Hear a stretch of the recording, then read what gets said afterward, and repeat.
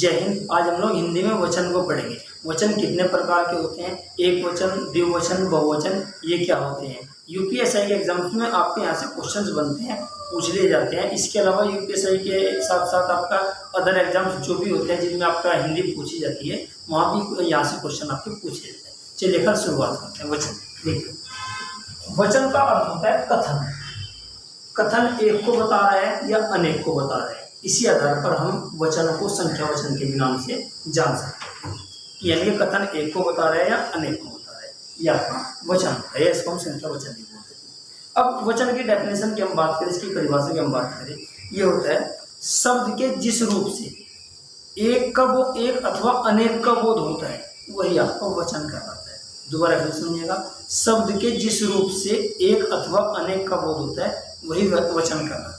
एक का बोध हो रहा है तो एक वचन, अनेक का बोध हो रहा है तो आपका बहुवचन हो सकता है। इसके अलावा अगर दूसरे डेफिनेशन की बात करूं, आपकी दूसरे संदर्भ में बात करूं, विकारी शब्दों के बारे में बात करूं, तो हम कह सकते हैं संज्ञा, सर्वनाम, क्रिया, विशेषण। संज्ञा, सर्वनाम, क्रिया, विशेषण आदि के जिस रूप से, आदि मतलब ये चारों, संज्ञा, सर्वनाम, क्रिया, विशेषण के जिस रूप से संख्या का बोध होता है उसे ही आपका वचन कहा जाता है। दोबारा फिर सुनिएगा, संज्ञा, सर्वनाम, क्रिया, विशेषण के जिस रूप से संख्या का बोध होता है वही आपका वचन कहलाता है। आप लोग परिभाषा को ध्यान रखना, बाकी आसान सी है, नॉर्मल से आप लोग याद करना, नोट करना। अगर हम बात करें हिंदी में, हिंदी में वचन आपके दो प्रकार के होते हैं। एक होता है आपका एक वचन और एक होता है आपका बहुवचन। हिंदी में वचन दो प्रकार के होते हैं, एक वचन और बहुवचन। लेकिन अगर हम बात करें संस्कृत में, तो संस्कृत में आपके वचन तीन प्रकार के होते हैं। यहाँ का एक वचन, बहुवचन ये दोनों होते हैं, इनके साथ साथ आपका जुड़ जाता है द्विवचन। द्विवचन तो आप लोग ध्यान रखना, संस्कृत में अगर आपसे पूछा जाए वचन तीन प्रकार के होते हैं, और अगर हिंदी में पूछा जाए वचन तो आपके दो प्रकार के होते हैं। हिंदी में एक वचन और बहुवचन, संस्कृत में एक वचन, द्विवचन और आपका बहुवचन, ये तीनों होते हैं। चलिए अगर हम लोग अब कुछ एक कंसेप्ट पे बात करते हैं, कुछ ट्रिकों पे बात करते हैं जहां से आपसे क्वेश्चन पूछे जाते हैं कि वचन पहचान के कुछ प्रमुख नियम। क्वेश्चन आपसे पूछा जाता है कि कौन सा आपका एक वचन है, कौन सा शब्द बहुवचन है, ये इसका एक वचन, किसी शब्द का एक वचन कैसे बनेगा या किसी शब्द का बहुवचन कैसे बनेगा। नॉर्मल से क्वेश्चन आपसे पूछे जाते हैं। उन सारी बातों पर हम लोग चर्चा करेंगे, जो छोटी से छोटी भी होगी और बड़ी से बड़ी होगी। इसके बाद आपका वचन से संबंधित कोई प्रॉब्लम आपके एग्जाम्स में या आपके एक तरह से जो आपके नोट्स वगैरह होंगे उनमें कोई समस्या नहीं रहेगी। चलिए शुरू करते हैं। देखिए कुछ नियम है, जैसे पहला नियम है आपका द्रव्य का प्रयोग एक वचन में होता है। जो आपका लिक्विड होता है उसका प्रयोग हमेशा एक वचन में होता है। कुछ इसके अपवाद अगर हो सकते हैं मैं आपको बताऊंगा। देखिए जैसे दूध, दही, पानी, तेल, लस्सी, घी। तो दूध, दही, पानी, तेल, लस्सी, घी आपका इत्यादि जितने भी द्रव्य है, जितने भी लिक्विड है, सभी के सभी हमेशा आपके एक वचन में आते हैं। लेकिन आप लोग इस पॉइंट को नोट करना, पानी आपका आगे भी चलकर आपको मिलेगा। पानी आपका बहुवचन में भी प्रयुक्त होता है, वो आपको बता रहा है। तो पहला नियम कहता है कि द्रव्य यानी कि लिक्विड का प्रयोग एक वचन में होता है। आपके सामने एग्जाम्पल लिखे हुए नोट कर लीजिए। आगे चलते हैं लोग। ऐसे कुछ शब्द एक वचन व बहुवचन में समान होते हैं। कुछ शब्द आपके एक वचन और बहुवचन दोनों में समान होते हैं, उनका एक वचन भी वही रहता है और बहुवचन भी वही रहता है, यानी कि उनका बहुवचन नहीं बनाया जा सकता। जैसे यहाँ भी आपका जैसे पानी, इसके अलावा बात करूँ मैं आपके से एक प्रेम, प्यार, भय, क्रोध, दान। तो पानी है, प्रेम है, प्यार है और आपका भय, क्रोध, दान इत्यादि आपके एक वचन व बहुवचन दोनों में समान ही रहते हैं। अब पानी ऊपर भी था और पानी यहाँ भी था, तो पानी वैसे लिक्विड आपका एक वचन में आता है, लेकिन यहाँ आपने देखा कि कुछ शब्द आपके एक वचन में बहुवचन में दोनों में समान रहते हैं, तो पानी आपका यहाँ भी आता है। चलिए तीसरे नंबर हम बात करते हैं। तीसरे में बताया गया है कुछ शब्द हमेशा बहुवचन में ही होते हैं। कुछ शब्द, ये क्वेश्चन यहाँ से आपके, अगर आपने ये पॉइंट नोट किया है आने वाला ये, तो यहाँ से क्वेश्चन आपके एग्जाम में जरूर पूछा जाएगा, मुझे ऐसा विश्वास है, ऐसी मुझे उम्मीद है। कुछ शब्द हमेशा बहुवचन में ही होते हैं, यहाँ से क्वेश्चन कई बार आएंगे। देखिए कौन कौन से हमेशा बहुवचन में होता है, उन पर हम लोग चर्चा करते हैं। जैसे एक शब्द लिखा हुआ है दर्शन। दर्शन हमेशा आपका बहुवचन में प्रयुक्त होता है। मोस्ट इंपोर्टेंट क्वेश्चन यहाँ से बनता है। ये क्वेश्चन आपको कई बार एग्जाम्स में आया हुआ है। आप लोग नोट कर लेना अच्छे से। यहाँ से कई शब्द आप कैसे मिलेंगे, बार बार एग्जाम में रिपीट होने वाले।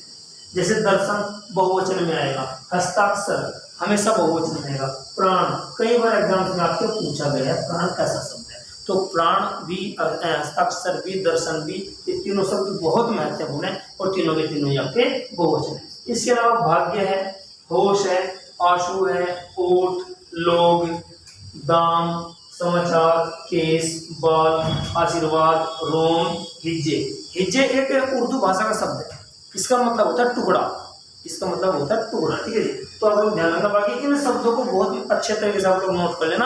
आपके एग्जाम से क्वेश्चन अगर बनेगा, मुझे पूरी उम्मीद है कि 90% आपको यही से क्वेश्चन बनेगा, तो इनको आप लोग ध्यान रखना। दर्शन, हस्ताक्षर, प्राण, भाग्य, होश, आशु, ओठ, लोग, दाम, समाचार, केस, बाल, आशीर्वाद, रोम, हिज्जे आदि, ये आपके हमेशा बहुवचन में पड़ेगा। इसके अलावा अगले पॉइंट पर चलते हैं।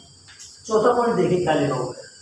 अच्छा, चौथा पॉइंट ये लिखा हुआ है, संबंध वाले शब्द एक वचन या बहुवचन में परिवर्तित नहीं होते। जो संबंध दर्शाने वाले शब्द होते हैं वे हमेशा एक वचन में तो एक वचन में ही रहेंगे, बहुवचन में तो बहुवचन में ही रहेंगे, यानी कि उनको एक वचन से बहुवचन या बहुवचन से एक वचन में परिवर्तित नहीं किया जा सकता। एग्जाम्पल देखिए, जैसे लिखा हुआ है नाना, नानी, तो नाना हम एक वचन में प्रयुक्त होगा, नानी एक वचन में प्रयुक्त होगा, नाना बहुवचन में भी होंगे और नानी भी आपके बहुवचन में। इसके अलावा दादा दादी, मामा मामी, ताऊ ताई और इत्यादि आपके और भी शब्द जो आपके संबंध दर्शाने वाले होते हैं, जो आपके एक वचन से बहुवचन या बहुवचन से एक वचन में प्रयुक्त है, परिवर्तित नहीं। तो आपका चौथा पॉइंट है। थोड़ा ये पॉइंट आपके मिस हो गए, ये 5वें नंबर का है, ये आपका 6ठे नंबर का है, इसी प्रकार 7वें नंबर का है, और ये 8 और ये आपका 9। चलिए अब हम 5वें नंबर से बात करते हैं कि यहाँ क्या लिखा हुआ है। आदर या सम्मान के लिए बहुवचन का प्रयोग होता है, लेकिन शब्द एक वचन का होता है। किसी को आदर देने के लिए, किसी को सम्मान देने के लिए एक वचन के ही शब्द होते हैं, लेकिन वहाँ प्रयोग बहुवचन का होता है।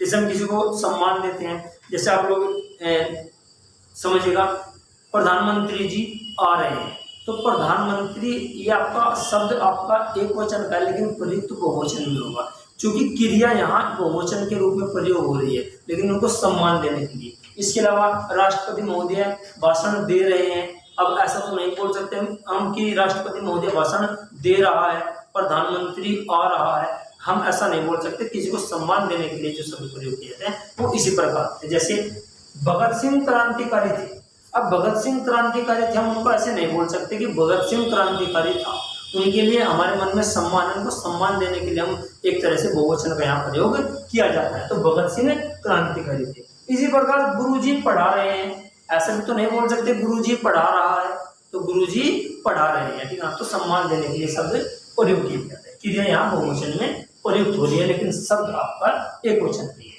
इसी प्रकार पिताजी बुला रहे हैं, तो पिताजी बुला रहा है, ऐसे तो नहीं बोल सकते, तो पिताजी बुला रहे हैं, यहाँ भी आपका एक तरह से एक वचन का शब्द है, लेकिन बहुवचन में प्रयोग हो रहा है। इत्यादि बहुत सारे एग्जाम्पल आपसे बन सकते हैं, आप लोग खुद से इनको ट्राई करना, कोशिश करना, ठीक है। आगे चलते हैं, जो आपका अगला नंबर है, 6ठे नंबर पे जो पॉइंट लिखा हुआ है, ये है आपका कुछ संज्ञाएं, स्त्रीलिंग या पुल्लिंग कोई सी भी हो सकते हैं, तो कुछ संज्ञाएं जिनका बहुवचन बनाने के लिए जन, गण, वर्ग, वृंद, लोग आदि शब्दों का प्रयोग किया जाता है। ध्यान से समझिएगा, एक बात, क्वेश्चन यहाँ से भी बनते हैं। कुछ संज्ञाओं का बहुवचन बनाने के लिए जन, गण, वर्ग, वृंद, लोग आदि उनके बाद में जोड़ दिया जाता है। जैसे स्त्री, तो स्त्री में जन जोड़ दिया गया तो शब्द बना स्त्रीजन। भक्त, भक्त में जन जोड़ दिया गया तो आपका भक्त जन बना, यानी कि आपका एक बहुवचन बनाया गया है एक वचन से। जैसे आपका स्त्री एक वचन था, इसको बहुवचन बनाने के लिए स्त्रीजन। तो जैसे गुरु, गुरु में जोड़ दिया गया गुरुजन, पाठक में पाठक गण, इसी प्रकार देवता गण, शिक्षक में शिक्षक गण जोड़ देगा तो शिक्षक गण बना। जैसे आप है, आप में सबको एक तरह से बहुवचन बनाने के लिए आप लोग, हम लोग, सब लोग, ऐसे आपको ये जोड़ करके बनाए हैं। जैसे आपका एक वर्ग के हिसाब से देखें तो कर्मचारी वर्ग, अधिकारी वर्ग, ये सारे आपके कुछ शब्द आपके बहुवचन बनाए जाते हैं इन शब्दों को जोड़ करके। जैसे एक शब्द मैं आपको अलग से यहाँ लिख दे रहा हूँ, जैसे देववृंद, देववृंद, यानी कि देवों का वर्ण, ठीक है, तो बहुवचन इसका बनाया गया है। चलिए खैर आगे की ओर हम लोग चलते हैं। अगला पॉइंट जो लिखा हुआ है अकारांत या अकारांत, अकारांत या अकारांत का एकारांत करने से बहुवचन हो जाता है। अकारांत अथवा अकारांत का एकारांत करने से बहुवचन हो जाता है। मतलब क्या है, आप सीधे सीधे समझिएगा। अकारांत का मतलब है जिसके अंत में ए आता है, और अकारांत का मतलब है जिसके अंत में आ आता है।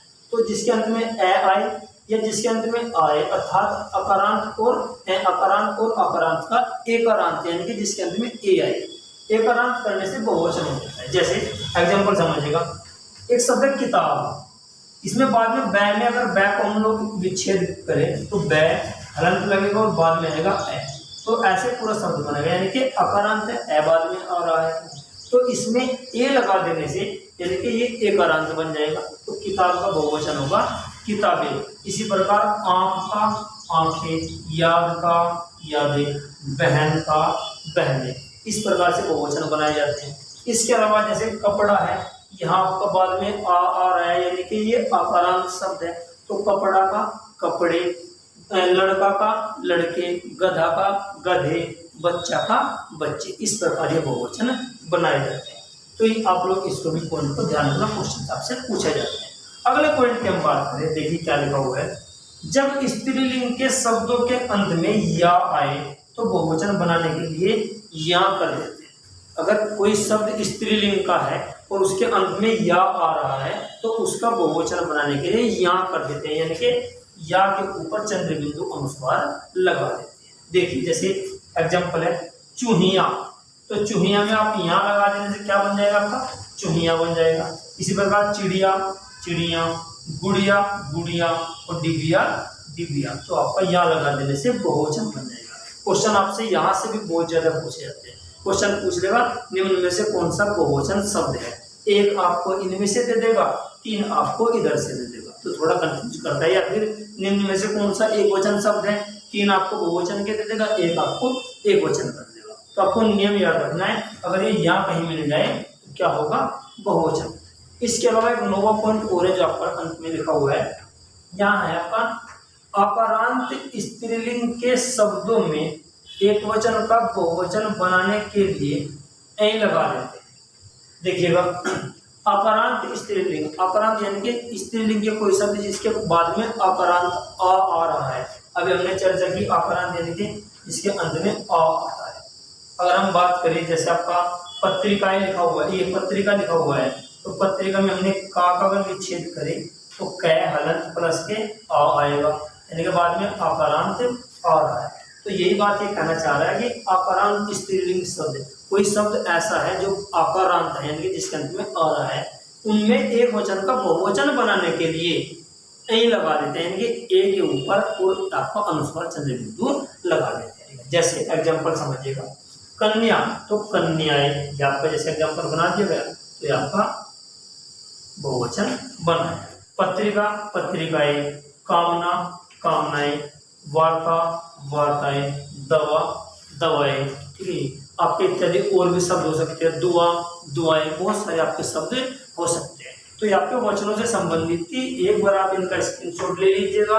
क्वेश्चन यहाँ से आपसे पूछे जाते हैं, ज़्यादा इसमें कोई बहुत ज़्यादा क्वेश्चन आए, इसका पोर्शन बहुत ज़्यादा बड़ा नहीं है, सिलेबस कोई ज़्यादा इसका वाइड नहीं था, यही थे। आप लोग इनसे अब प्रैक्टिस करने की कोशिश करना, इनसे अपने अच्छे से नोट्स बनाने के बाद अब अच्छे से प्रैक्टिस करना, तो आपके क्वेश्चन लगभग सारे के सारे ही हो जाएंगे। तो मिलते हैं अगली वीडियो में, तब तक के लिए जय हिंद।